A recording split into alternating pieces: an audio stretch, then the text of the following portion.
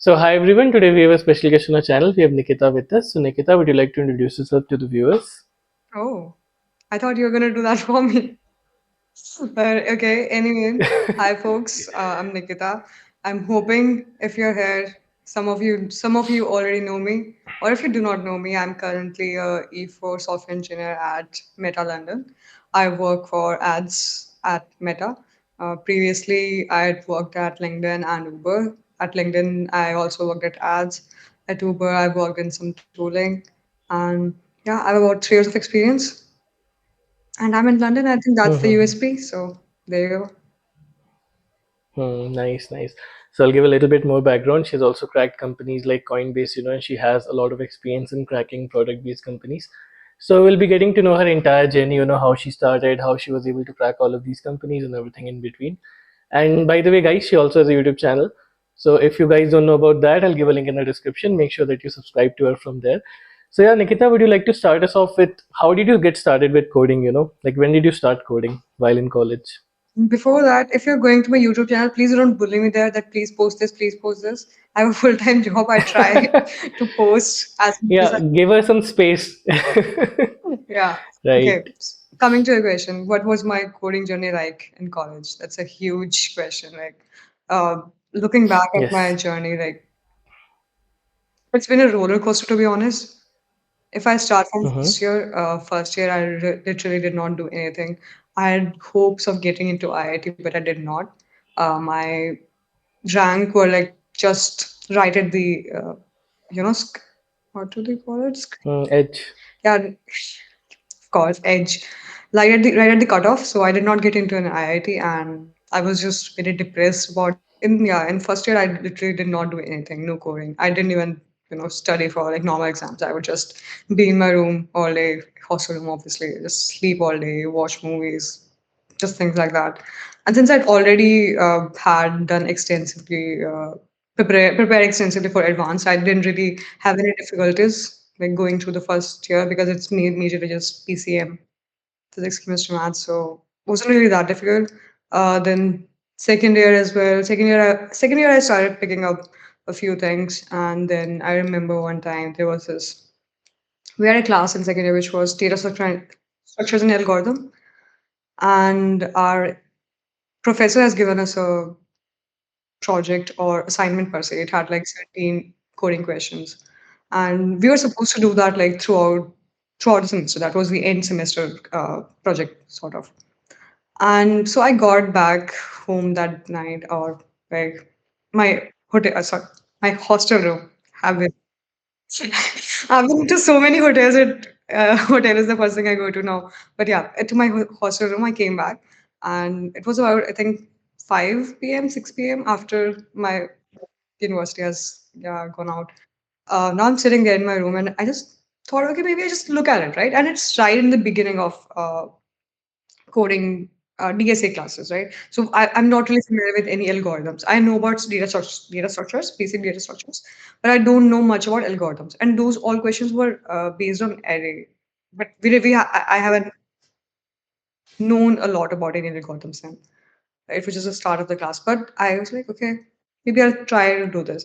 And I'm sat down there and I'm like, okay. Now it has somehow become like a puzzle for me to solve.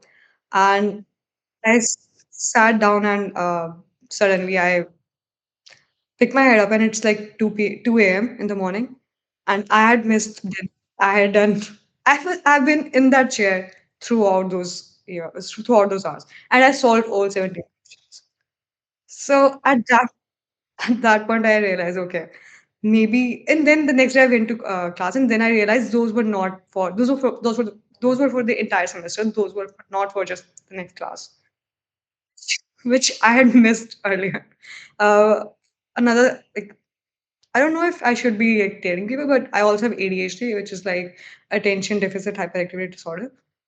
It's not a bad thing. It's just that I hyperfocus on things either, or if I don't find anything intriguing enough or don't find anything interesting enough, yeah, I cannot focus on that much.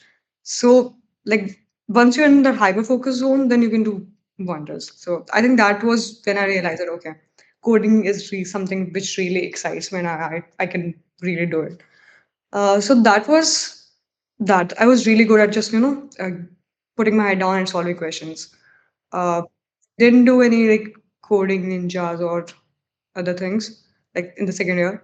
Then after second year, internship companies come, right? So for that, I did join like pep coding for a month for their IP class where they just so IP batch was just that they would help you solve like 9 to 10 questions a day. Yeah, Sumit Bhaiya sir, whatever, I don't know what people call him. But yeah, he used to be the one teaching those classes. So I think he was the one reason why I joined pep coding. Uh, yeah, he would just I think that class was just that he would give us 9 to 10 questions a day, and we would. In any contribution, I would say lead code, pep coding had in my preparation was that they provided us with 10 questions each day, and it was sort of like a deadline that yeah, okay, you also have to solve them. And while I was going through this, I also let's not talk about that.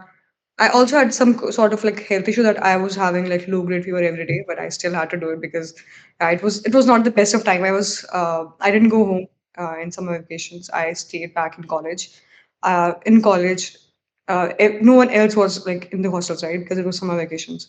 Uh, yeah, I got special permission to stay in the hostel, and then at that time, as I said, I was also going through this health issue. I'd lost like 10 kgs of weight because I also could not eat like hostel food at all.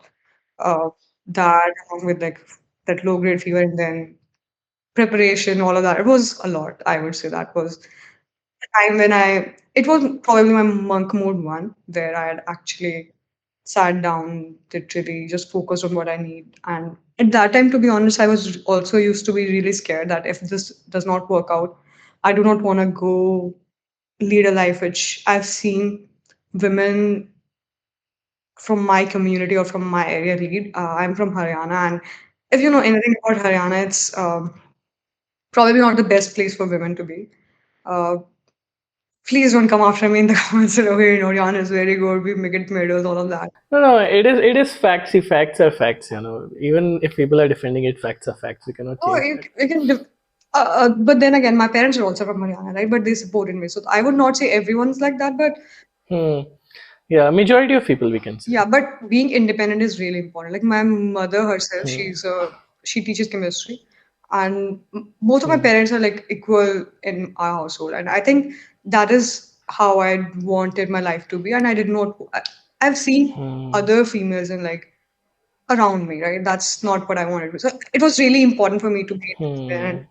Again, I Correct. also knew that I could not do something which I do not like because it will just bore me to Hmm. death. So this is something I knew it had to work out. At one point, okay, yeah, this was the second end of second year. Then internship starts, like internship Hmm. season starts, companies come, and I'm sitting down in every company. So there's one coding test earlier first, and then there are interviews. And it was campus placement because this was in 2019. COVID hasn't hit yet, so everyone was on campus. So I would crack coding tests for every company. Like I would be there like first, second, like in the list of people shortlisted, I would be the first, second, third, fourth, like in the list there, right there. Then I would be in the list of the next company, next company, next company. So what was happening was people had started notice like there were talks around campus. People had like, why are you not going? Why are you not getting a company? We see you, and it didn't I would tell you that it did not stop right there, right? There were about 10 to 12 companies which have come, which I had been shortlisted for and still could not crack the interview. And now I'm just sitting there. So people ask me, right? How do you, how did you manage to land so many interviews? Well, but I was not always that person who could solve or crack interviews. I would be really good at coding and coding tests, but I would be really bad at coding interviews. I will share like few bigger examples. So, for examples, Intuit. Intuit came in our college, and I was the only one who had solved like two complete questions. So I was right there, like first person on the shortlisted person, and they are only shortlisted 4 or 5 people, right? And now after that, they also have a like GD, not a GD. I don't know what they call it, but basically you sit there, they give you a question, and you write it on paper before within from the shortlisted people as well. So in that too, so when I was writing a code, like an engineer or whatever the hiring person, like, he was going around the room and he looked at my code and was like, "Yeah, this code is really good." Yeah. So basically, he there too, like he did sort of given me like a fast track, if you will. And I was like, okay, I'm definitely getting into it today. Before that, I had a few, roadblocks and failures and interviews before, like Salesforce and some other companies. But I was like, okay, this is definitely happening. Okay, I'm already like right there. But then interview came. There was just supposed to be one interview, right? And in interview, he's asking me a question, and it was a normal question. He asked me something about mini per maxi, which is like who doesn't know about mini per maxi? And I think thing about me is also again like about yeah, I think it's like later on I realized. So I did not know at that time that I have ADHD. This is something like I got to know later on, which is a funny story as well. Like how I got to know. I didn't even know if something like this exists in the world. But yeah, so when I just blank out, or it's like a tunnel vision. Like I just couldn't reply to him. It was strange, right? And not like I could not reply to him exactly, but it would feel like I have crammed the question or crammed the answer rather than knowing the actual things, right? Which is not something any interview is looking for. They're looking, yeah, they're not looking for false positives, like people who act as positive but they are not actually positives. So yeah, I could not crack that. So this happened throughout, right? So like I've actually had people come to me and tell me like, okay, what's happening with you? Like, yeah, we have people are like, कि, uh, I think I can talk in Hindi a bit, right? Like, कि, Haha, yeah. हाँ, तो then people are like, हम तो बोल रहे हैं भाई ये बंदी निकलेगी तो हमारा नंबर आएगा. So I'm taking like one seat, I guess, out of people Yeah. shortlisted, and then I'm again sort of ruining it for other people because I'm not getting. So yeah, it was a huge deal, and now by the end of it, it has sort of hurt my hurt my ego a bit. That okay, why people? I was seeing people around me like getting offers, and I was like, definitely better. I don't know. It was what's happening here. So I literally like sat Hmm. down. I was like, okay. First off, so okay, by the end of internship season, Sandisk was like the last, or Western Digital, I think it's called now. They were the last company which Mhm. came for internship, where I did manage to get an internship, but that was not the best. I was not happy with Western Digital at all. So at that time, I was like, okay, I cannot go to Western Digital. I definitely know I can Hmm. get better. Now, how is it that I do it? Right. So, if you've looked at my profile, I also interned with LinkedIn. Hmm. Like now, coming to that story, it was not an on-campus placement. Right. So at that time, LinkedIn used to organize an all-India coding contest through which you would get a chance to participate in an hackathon, which is like an all-India hackathon, Hmm. which used to be organized in their Bangalore office. They would fly you over to Bangalore and you would have your hackathon there. And the winners would get like 50K each or price of equivalent value and an internship with Yeah. LinkedIn. So at that time, yeah, I again I applied for that obviously for the position, the coding test, and I slept through it. I forgot that there was a coding test for that. Uh, Obviously, that's why I say that luck does play a role. Like with my ADHD, I've done Hmm. so many fuck ups that yeah, I'm just glad I'm here. Okay, so at that I forgot that the coding test was supposed to happen, and I just slipped through it. And now the next time they're getting it, okay, maybe this is what God wanted, whatever, right? But then, coincidentally, on the same day, there was some due to some dange in UP. They had to suspend internet for the day. Oh, That's okay. why LinkedIn says, okay, we know that people from UP could not do this, and we Hmm. are doing this again another day. It's like, okay, okay, another chance. That day, I Yeah. did participate in the coding test, and out of that, like I think they were like 9,000 or some participants, and like 60 were selected. So I was in those 60 people. So I think that's where I would say luck comes in, right? People say that okay, we are only because of our hard work. It's also sometimes it Hmm. helps. Luck. Yeah, definitely. I did the hard work to be able to come into that 60, but yeah, still. Okay, so that was it. There were two other girls from my college who had gotten selected in that. So we made a team together, and then we represented us ourselves in that hackathon, and we won that hackathon. Our project was actually really good. Uh, Hmm. yeah, from that, one of that girl is actually Rishika Gupta. I don't know if you're familiar, but she is. She also has a few followers Hmm. on. Yeah. Yeah. So that's what I'm saying. That I could have been an influencer or whatever, right? Back when I had won a LinkedIn Ventathon, which was a big deal. Like it was already a hackathon, but yeah, I just didn't think it would ever come down this far. But anyway, let's see how long this lasts. But yeah, so that's how I got internship with LinkedIn. Internship with LinkedIn was also with ads. I was working with ads. Um, right, that is my like internship journey and how I did what I did. Hmm. I think Right. yeah, and about monk more as well. Like that's where it first started. Where you actually fear something. I mean, when you actually want it, like want it, then I think you do put everything you have on the line. Okay, I'm going to do this. I have to do this. There's no other choice. So yeah, Hmm. say that way. Right. Right.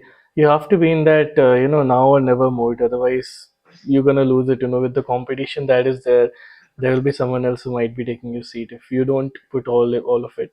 About that, like I would also want to mention that. So I've heard a lot of people say that there's so much competition, there's so much that.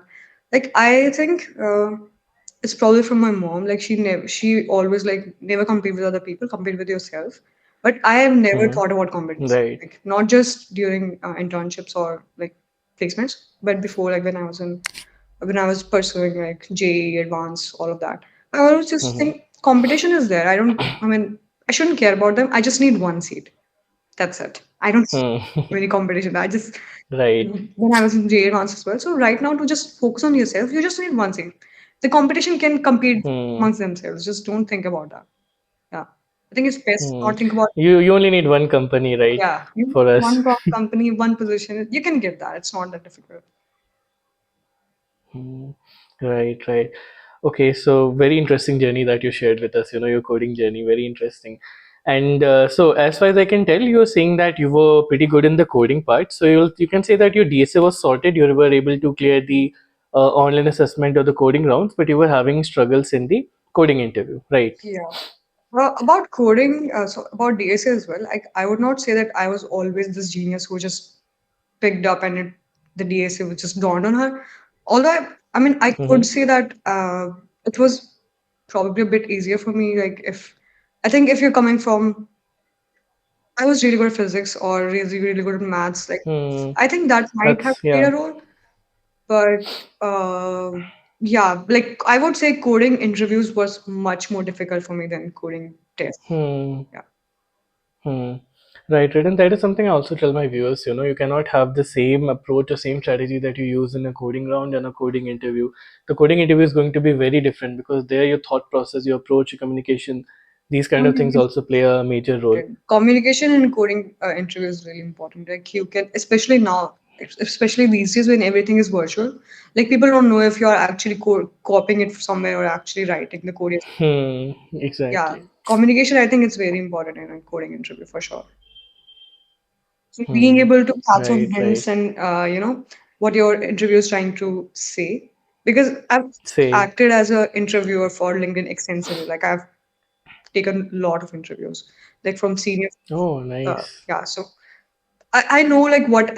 I'm a really good interviewer. Like I'm here to help you win this interview, but then sometimes just folks are just not susceptible to any kind of hints. Like we are, Hmm. no, ऐसे ही होगा. Like, bro, I'm trying to help you. I'm not playing any tricks. Like some people think that interview is trying to trick you. Like, no, I'm just there to help you. Like get you to write the code that you have to. But yeah. Yeah, sorry. You were asking? Right. No, but that is very true. You have to be at least so good in communication you can at least take the hints that the interviewer is throwing at you. A lot of times the interviewer wants you to succeed. They want you to win. They'll give you hints. They'll give you help. A lot of people, like you said, are not susceptible to that. So, right. The question that I had next for you, right, is about the same thing that we talked about, like DSA and problem solving. So you said that when you started out, you were not that good at it, right? At least you had some background in maths and all, but still DSA is a bit different. It's not the same as our JE preparation. It is different. Absolutely. So we'd like to know more about your DSA journey. How did you get so good at DSA? You were able to crack the OAs and all with ease. Good question. So, number one, I would say, I think one thing I've always, I think this is something I carried forward from my JE journey. So, whenever I was really good at physics. Like I scored really high in physics, like really good. So why I was good at physics was I was able to see patterns in questions, right? If you can visualize a question and you can see like patterns of related questions, so it becomes really easy for you to solve that question of difficult level, right? So let's say an example I would like to take in like lead code would be questions which are like for example stone game, like stone game 1, stone game 2, stone game 3. So you should do them in that manner, like stone game 1, then stone game 2, stone game 3, because it sort of gives you a mental map. It makes mental map for you to understand that, okay, how are these questions related, how are these questions different from each other, and how is it I should approach questions like this, right? And also, whenever you're solving a question, try to generalize it as much as you can. Because when you just, for example, when you only solve Stone Game 1 as Stone Game 1, you would never be able to solve this question if it came in some other form, which is something I've seen struggle with. So trying to generalize and trying to actually understand the concepts of or algorithms behind those questions, I think that's really important. So when I was starting out, I what I had done like extensively is I number one, I think I'm a really big fan and really big supporter of planning and like actually sitting down, taking a day to schedule and plan your like preparation. Like how is it that you're actually going to do it? Because it gives you clarity. All of those thoughts in your head that you have, okay, okay, ye bhi karna hai, ye bhi karna hai, ye bhi karna hai. When you actually put them down on a paper, it sort of frees up that mental capacity of yours to do anything else, and it also is there to guide you. Like it's a goal, it's on paper, and you can just do those things like easier. I would say. And then for anyone like starting with DSA, I would say first definitely start with data structures first. Like just understand the data structures first and do small questions which are related to structure of that data or data structures only. So for example, you are let's say just starting out, right? So let's say you are on graph. So start with like graph, then graph creation of graph, then graph traverse. Like do things that way. Don't just directly jump on the questions on lead code. Try to understand the basics first, only then move to algorithms. And then again, if you're doing questions on lead code, try to generalize them as much as possible so that you understand the logic behind it. Yeah, that is that. Also, people like tell me that they have really hard time doing like trees or graphs, and I would say trees and graphs DP as well. But in recent times I've seen a decrease in companies asking DP in interview questions. And the reason for that is that people understand these days that okay, if they're going to ask either it's a very famous DP question that they're going to have to ask, or if they ask a DP question, it's very rarely that a interviewer or a student would come up with a DP answer. And I think if I'm an interviewer, I would expect a if a interviewer comes up with like a backtracking approach or recursive approach for a DP question, I'm really happy. Like I would say backtracking is actually more intuitive. That actually shows that you can think. And I think DP is like smart way of doing things. It sometimes it clicks, sometimes it does not. I don't think it's a right measure for anyone. And I have seen like in it being communicated in like companies that we don't ask DP anymore. Like this is actually a thing that's happening in the industry. Yeah. Right. Any right. Yeah, trees and graphs. Like anything, I think again comes with a lot of practice, obviously, and with practice, people also there we forget about things. Repeated revision is also very important. You obviously we are human, we get into other things, we forget things, so it's very important for us to keep doing repeated revisions. Just looking at that question like once a day, like or twice a day, sorry, in 2 days, 3 days, it helps you revise your memory a bit. That okay, this is how this question is done. So how I did when I was starting out was I would have like a Google sheet. I would have all the questions not written on it. So I would have like, okay, day one, I did this question. Day two, I would do this question. So whenever let's say I'm on day three, right? I would just go through all the list of the questions. It I remember in my mind, okay, this is how I did this question. I also would have like a different field for like hints and some clever was any. So yeah, that I think repeated revision is very important and especially when you have so much data, when you have so much questions to actually go through. So I think yeah, that's really important. Mm-hmm. Right, right. That's some great advice that you gave, and this is something that the viewers can also take away from the podcast. Even if you take just one thing, take this away that you should not jump directly to the lead code problems. Every data structure has some working, like she mentioned. Even if you take something as simple as a linked list, you have to understand how the insertion works, how the deletion works, and then you can move on to the problems that are, including a linked list or stack or queue. So it's very important that you don't skip out on basics. I think this is one mistake that a lot of people make, because of which they're not able to master problem solving or DSA. So, speaking of more into DSA, do you remember the type of like the number of problems you have done so far? Do you think that the number of problems that someone does has any correlation with the level of mastery they get over DSA? I would say so. Yeah, come here and be like, I only did 100 questions. No, I think I've done approximately like 700, 800 questions. Hmm. And but then again, I would say so back in college, after I'd already gotten so this is from place during placements time, I'd already gotten Hmm. an offer from LinkedIn, which was a PPO. Hmm. But Yeah. then I also had this imposter syndrome in me that okay, this is just a PPO. I would never be able to crack a like actual opportunity, like actual full time interview. So I just wanted to prove it to myself that I would be able to do it. So at that point, Salesforce was doing an off campus drive. So I Okay. into that and I got that. I cracked the interview with Salesforce. So then, okay, Oh, okay, nice. maybe I do know something. After that, during now after that during May, yeah, during April, during March, during during end of March, starting of April, a Google recruiter reached out to me. She had earlier reached out to me Okay. for internship, but I could not. I have yeah, Hmm. messed up that interview. So now they wanted me to go through this full time loop for Google. Now at this time again, as luck would have it, so I was preparing extensively for this, and right when it was like time for my interviews, I'd already gone through first.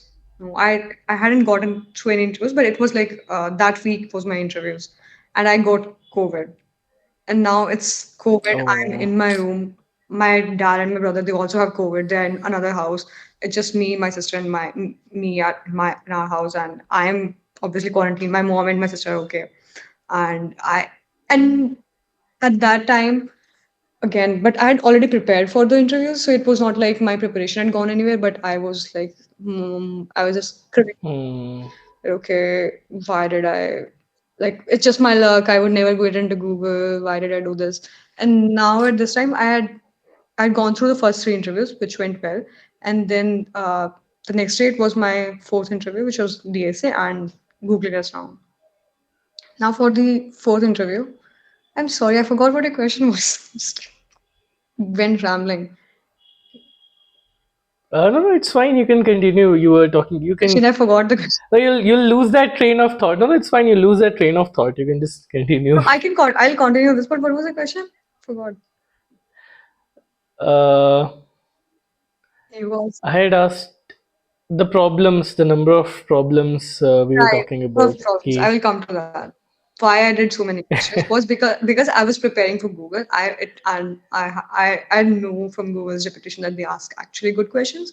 So I prepared yeah. extensively for Google, and that's what I'm saying. Though all the preparation I'd done back then, I think has helped me now too. So any hard work you do, any Hmm. DSA you do, preparation you do. So I obviously did not get into Google. I will tell you why not. But what I'm saying is no preparation is wasted. That preparation helped me now to Hmm. other Correct. companies. I did not solve those 700 questions now. I only did about 200 to 50 now. But those questions definitely helped me now because I didn't have to go through those Hmm. small questions now. Okay, coming back to Google story. How did okay?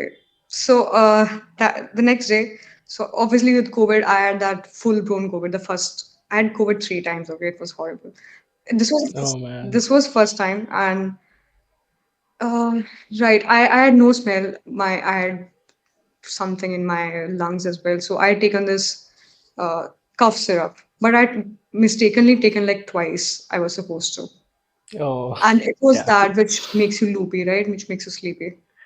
Yeah. Now I'm sitting in the interview and he's asking me a question, and I'm laser focused because there's nothing else my mind can go to. Like okay, and that was an NP hard question. There was no polynomial time solution for that. Oh. So now this is a trick question, I would say. Like people would say like he was trying to play a trick. Like okay, and then at one point I just realized okay, this we would have to do if it was a graph question. I told him that okay we would have to do a exhaustive search, maybe a star search or whatever. We would have to do exhaustive search though, but there's no but Hmm. to this question. And he was like, "Are you sure?" I'm like, "Yeah, I'm pretty sure." So that interview went really well. That was like one of my best interviews. But uh, yeah, so I would this story is so that people understand that number one, there is no preparation that you do that is wasted. Number two, people can ask trick questions, so you can be ready for that. But it's ultimately like what kind of question it is. Like if it's a normal question, you think it's doable. Like listen to your interviewer too. Like they Hmm. won't try to push you unnecessarily. They will just try to tease you a bit. That to know actually if you're actually thinking about things, how have you done it? So yeah, so interviews can do that. Right. Hmm. How I did not get into Google was I think at that point it was like May, and then they had like sort of ran out of all the new grad positions. Hmm. So, yeah, it did not work out, but I was really happy at like yeah, I grew a lot in first year. So, Hmm. Hmm. Right. So technically, you cleared the interviews, right? It was just that they stopped hiring at that time. yeah, Hmm. Right. So it's so nice to see, and it's so interesting to see that you went through all of these hardships, and you were still able to do so well right now. Even you're doing so well, so that's pretty nice. And so we've talked about DSA extensively. We've talked about problem solving, and like in our friends in our community, we have this hardcore discussion of dev versus DSA. You see two types of people: one who go straight into DSA, too deep into it, and then people who go into dev. And there's hardly people who kind of balance dev and DSA. So I want to know, how was it for you? Did you just do DSA, or did you do dev as well? Like made some good projects and all. Like how was I it for just you? told you, if you go to my LinkedIn, I have multiple hackathons under my name. So I had a mini startup which was under incubation and with Cisco Incubator. So yeah, I used to do everything. Like I think it's also number one. I think I would want to say like I pursued engineering against my parents' wishes. Like they did not wanted me to pursue engineering. How I got into IGT was also very so. What my parents had said was, if you do not get into IIT, we would not let you pursue engineering. This is a bit strange, but yeah, that is what they were like. Either you get into IIT, then we know your future secure. I don't know somehow. Otherwise, you would not. So at that, sorry, I forgot the question again. What was the question? How was your development journey Yes, like? yes, yes, yes. Coming to that. Right. So now, right at that point, I had taken admission in BSc honors at Dorathram College in DU, North Campus. Right. And then there was, I had not applied to JAG counseling, but then I had a call with a friend and she's like, yeah, IGT is actually a decent college. You can be, she was just telling about herself that she's applying there. And now at night, I had called with my parents. I was like, "Okay, I don't think I want to do this and do BSc physics anymore. So I love physics, but then I was like, there are no labs here, which I actually want to do for physics, right? This is not MIT. This is just DU, and that's just, yeah, I was very disappointed. So at that time, my dad was like, okay, let's, okay, let's go to spot on. We don't want you to, like, blame us in future that, okay, you did not let me do this. Like, okay, cool. So my dad, and we went to sport round. Just that I didn't hadn't applied to like JAG counseling otherwise. So I got into IGU that way. So why I said told this was I actually love engineering. I really so when I was in school too, right? When it was just HTML and all of that CSS, I had made like clone of our so I was in DPS. So DPS usually have like extensively nice websites of the schools. I had made a really good clone of our school website just using HTML. It didn't have any backend capabilities, but like hyperlinks and different web pages, all of that. It was pretty decent. So I was always into like computer science and software, developing websites, all of that. Like I would say my first interaction with a computer would be like doing PC logo in class second. I was like, oh fuck, this is so cool. Like, and then I would think like, I think QBasic is the first language that they teach. I was always into computers, is what I'm saying. So so that's why it was never like a chore for me that people are like, okay, dev and DS. Also, I never was on um, LinkedIn to hear the people talk about it. I never had a LinkedIn. Okay, people, what are people saying? Do people want? Do people like doing dev? Do people like doing DSA? I just didn't care. I like building, so that's how I did it, and it was never a chore again. Like that's why I did both. Like I did dev.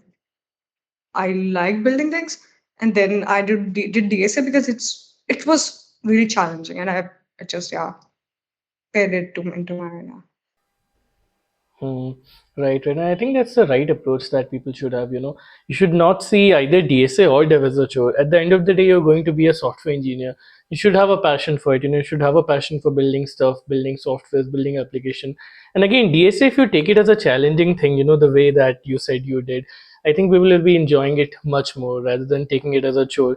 कि आज 4 problem करने हैं, आज 6 problem करने हैं, yeah. something like that. You will be enjoying it, right?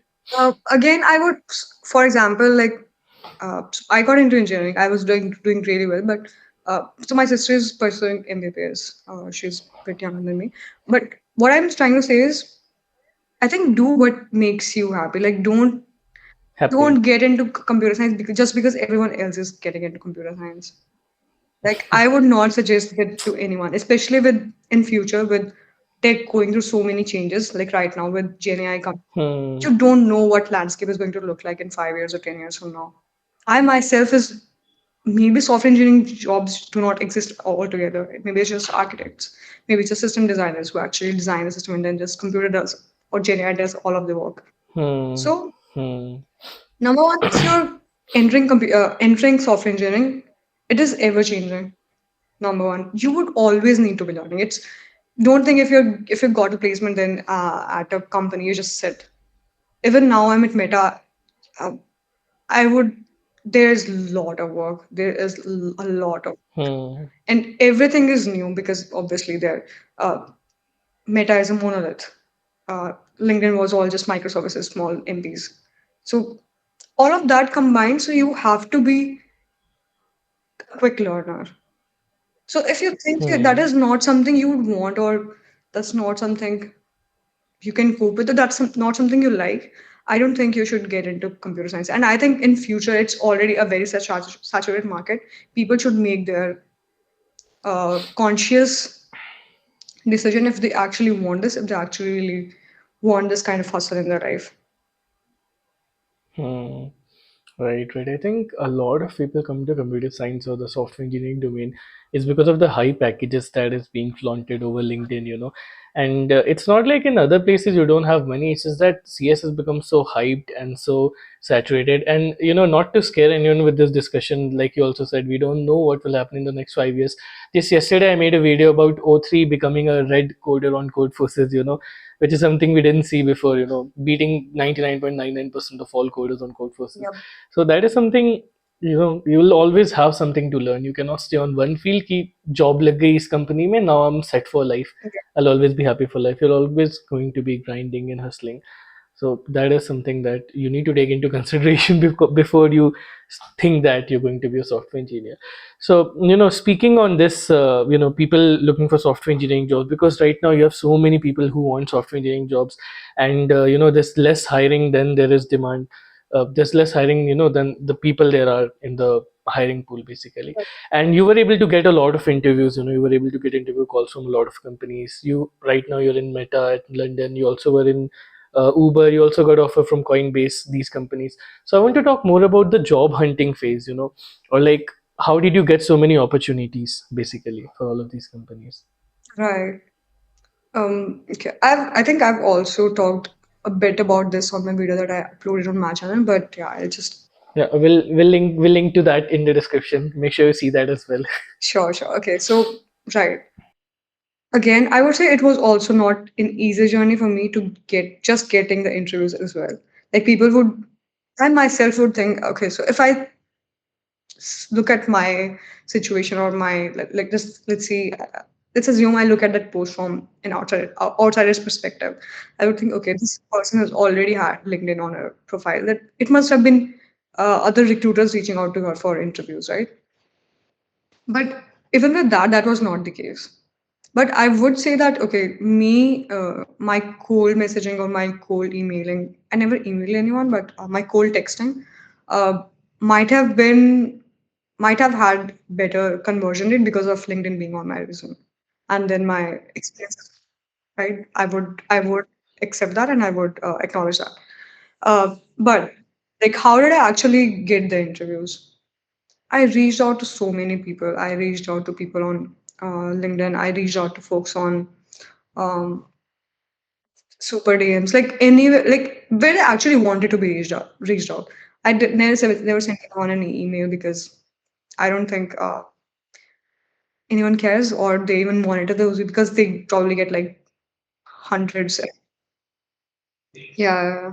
And also, another thing I've noticed is sometimes people just write their personal circumstances, how they really need this job. I don't think anyone wants to.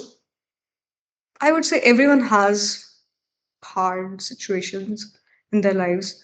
I don't feel that you should be, because it puts the other, it leaves a bad taste in everyone's mouth. Like if they read it and then they cannot help you, it makes them feel bad too. And if they do help, it's a bad thing. I don't think you should do that. Just be very formal that okay, this is my experience, this is what you're looking for, maybe right. So be very casual about it. Send your resume. If send your resume not to everyone, but if you think uh, I never send my resume to anyone directly. I would be like, okay, if you think we're a good fit, ask me. I'll send you a resume because then it leaves a line open for them to reach out to you. Then it's sort of the power dynamics shift a bit, but then they also want you, so it's like a good balance. So that is something I did. Uh, Other than that, I had tried to get roles from. So what did not work for me was referrals. Did not work for me much, and also company model did not work for me at all. So I also had a offer from Microsoft. For Microsoft, the role was also in ads, but Microsoft position I did get it via like a referral. Uh, uh, but that referral was from like a director level person who had referred me for that position, and yeah, that's how I got the interview with Microsoft. Right. That was Microsoft. What else? For Meta, I had tried multiple times to go via referral. I had a co-worker from LinkedIn who had left my. He was actually my mentor when I joined LinkedIn, in my same team, but then he left for Meta. I had tried to get referrals from him for meta position, but they did not work out. In the end, how I got meta was there's a colleague of mine who a recruiter has reached out to, and she said that I don't want to move because she had just gotten married. She was like, I don't want to move, but if you want, I could forward your profile to her. At that time, this was a conversation which was on my last day at LinkedIn. So we were just having a farewell conversation, and I had already gotten out of that interviewing phase. But I was like, okay, I mean, I'm already prepared. Might as well just give it a try. Why not? And who says no to Meta? It's like okay. And then she just forwarded my LinkedIn profile, and then the recruiter reached out to me like within 1 hour over email. And at that point, I had email notifications open because I was uh, like actively in this zone of interviewing, etc. I scheduled a call immediately. I took a call while on my farewell lunch with my coworkers, soon to be ex-coworkers. I just left them there, like, okay, I'm gonna come back in half an hour. Don't go anywhere. And I just took, and yeah, that's how Meta happened. And for Meta interviews, I would say, I think it is due to the fact that I'd already prepared extensively by then, or like, gone through a lot of interviews by then. I'd already had so many offers: Rippling, Coinbase, Uber, Microsoft, few startups as well. Like I've had really good interviews, and so I was like really, I guess at that point, interviewing to me felt like a game. To be very honest, I tell you, You're already at level 99.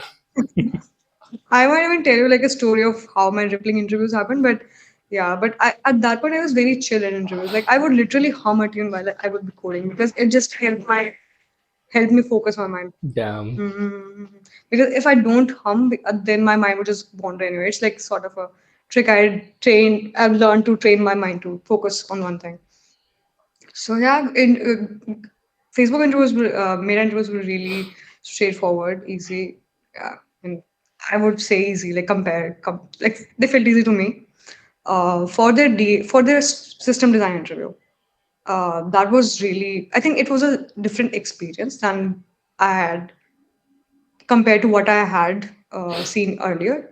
Their system design interview were not just one question. They would actually try to understand that if you actually know these things, right? So he Hmm. changed requirements like mid question that okay, what if I did this? What if I did this? And I was able to answer those questions, so that went really well too. So I think it was like a clear hire in meta interviews. Like I didn't hear any hesitation from my recruiter at any point, and yeah, and then I got like three team matches, but I liked ads. I don't know why, but I've already worked in ads, I already had a lot of context, and this team I'm currently in is exactly the kind of work I wanted to be doing because I've worked on like half like so when you talk about ads ecosystem, I've worked on like one half of it, and this is like the second half of it. So first half of it, as I've already worked on at LinkedIn, so I wanted to work at this half now, and now I'm doing that. So I think I'm really grateful for that. All right. So on a closing note, what advice would you like to give to the people who are watching this video who also want to get to their dream company or want to get into a good product-based company? What advice would you like to give them?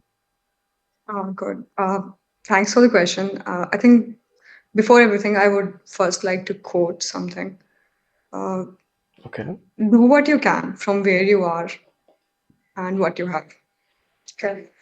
Don't try to look at other people's journey and think that you will just make this huge jump magically. What I meant by those words was do what you can from where you are and what you have. Where you are Mm-hmm. is, for example, let's say you're in college or you're at a certain company, and what you have is like, for example, um, what resources do you have? Which I think is everything that you need is out there on the internet, so that should not be an issue. So don't be too hard on yourself is number one.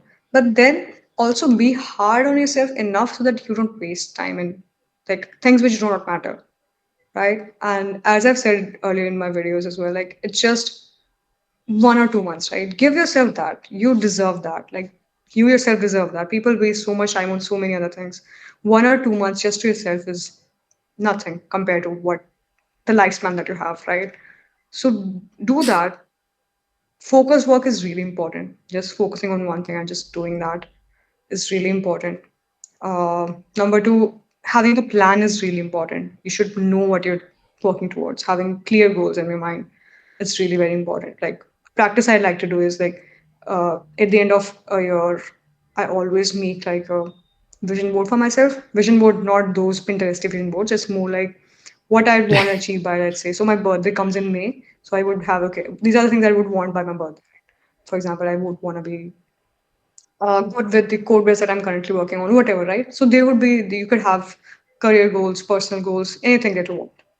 Make your goals actionable, write them down so that you know that, okay, these are some things you're actively working towards. Otherwise, it's really easy to uh, lose track of what you're doing. So that's definitely very important. Now coming to some DSA specific advice. Uh, Cover data structures first, and then go to algorithms. Try to do generalized problem as much as possible because that gives you more in-depth idea about Hmm. like what the problem exactly is without after removing all the fanciness of like lead code questions. So that's really important. And uh, do a lot of mock interviews if you suck at interviewing, which I was also.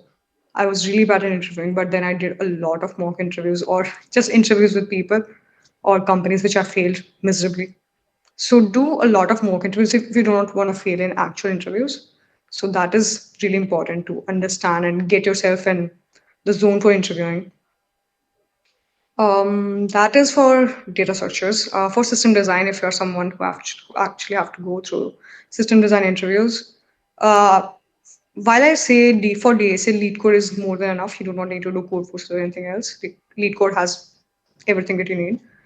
For system design, I would say if you do not have first-hand experience of building systems, then you actually need to understand and see a lot of different system designs for the same question or for similar questions.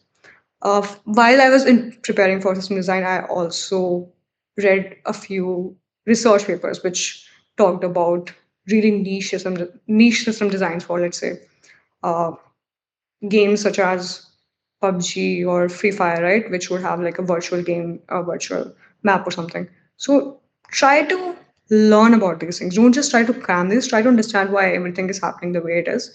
Because especially in bigger companies, uh, DSA rounds are just a litmus test. They will Hmm. finally give you a higher or no higher for a certain level on your system design interview basis. If you do bad in that, TSA cannot save you. So Save you. yeah, yeah, I think that is Hmm. pretty concise in terms of what I would want to say. Hmm. Yeah. Yeah, right.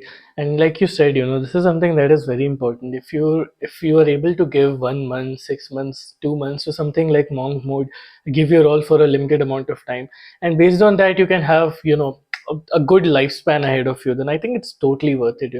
Like we discussed at the beginning of the video, a lot of people don't want to put in the work. They want to just go to the finish line. They don't want to, race to it. So you have to give in your time. At the end of the day, you're going to have to put in the work. Nobody else will be able to do it for you. People can tell you the way, but you're gonna have to walk through it Yeah. eventually. So that is some great. Another thing, just Yeah. stop listening to the pseudo influencers if you're following any. Like if you're giving someone even a minute of your day, there should be some value coming out of it. Just do not waste your Correct. time. I know it feels good to be listening to something which is actually not good enough, which actually does not add any value, but you just feel like you're doing something. Just feel like you're learning something. Hmm. I've seen my cousin who was in like class 12th. He would just listen to motivational video कि 5 week वाले हैं अब क्या करना है पढ़ो तुम बैठ के ऐसे सुन के कुछ नहीं होगा right so try to actually learn things don't ya just that sorry boys it offended anyone but yeah, just my 2 cents. Again, facts are facts, even if you try to defend it. Facts are facts. That is true. A lot of people out there, don't really care for you and may end up wasting your time. It might work for some people, but you have to be very, very careful who you listen to and what value you're getting after listening from them. And based on that, like on top of that, if you want to take advice from Nikita herself, then like I said, you can also follow her channel. I'll give a link to that. You can also follow her on LinkedIn. She also posts on there. And you can also connect with her on TopMeet if you want to take help specifically on any particular situation, or you want to connect with her on 101, then you can reach out to her on TopMeet as well. Yeah. So I guess that pretty much covers everything about Nikita's journey. Thank you so much, Nikita, for taking out your time and coming on my channel, sharing your journey with me, my subscribers, and everyone else.